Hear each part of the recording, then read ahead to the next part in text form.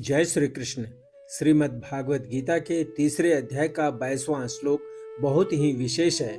यहाँ श्री कृष्ण स्वयं को एक केस स्टडी के रूप में प्रस्तुत करते हैं। वे अर्जुन को दिखा रहे हैं कि जब साक्षात ईश्वर कर्म कर सकते हैं तो मनुष्य को कर्म से पीछे हटने का कोई अधिकार नहीं है। न मे पार्थस्ति कर्तव्यं त्रिषु लोकेषु किंचन नानवाप्तम वाप्तव्यम वर्त एव च कर्मणि।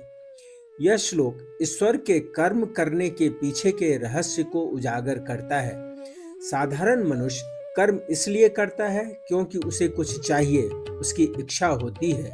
लेकिन श्री कृष्ण तो पूर्ण है, वे भगवान हैं, उनके पास सब कुछ है, उनके लिए कुछ भी पाना शेष नहीं है। फिर भी वे आराम से नहीं बैठते। वे अर्जुन के सारथी बने हैं, घोड़ों को नहलाते हैं और युद्ध की रणनीतियां बनाते हैं। श्री कृष्ण यहाँ कह रहे हैं कि अगर मैं कुछ न करूं तो मेरा कुछ बिगड़ेगा नहीं, लेकिन फिर भी मैं कर्म कर रहा हूँ। यह शुद्ध निष्काम कर्म है। वे केवल इसलिए कर्म कर रहे हैं ताकि सृष्टि की व्यवस्था बनी रहे। अर्जुन को लग रहा था कि कर्म केवल पाने के लिए किया जाता है। श्री कृष्ण उस भ्रम को तोड़ रहे हैं। वे समझा रहे हैं कि कर्म देने के लिए और मर्यादा रखने के लिए भी किया जाता है।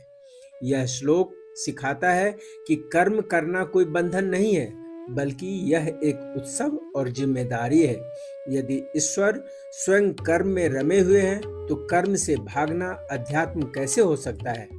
श्री कृष्ण हमें सिखाते हैं कि जब हमारे पास खोने या पाने के लिए कुछ न बचे तब भी हमें कर्म करना चाहिए, सिर्फ इसलिए कि वह सही है और दुनिया को उसकी जरूरत है।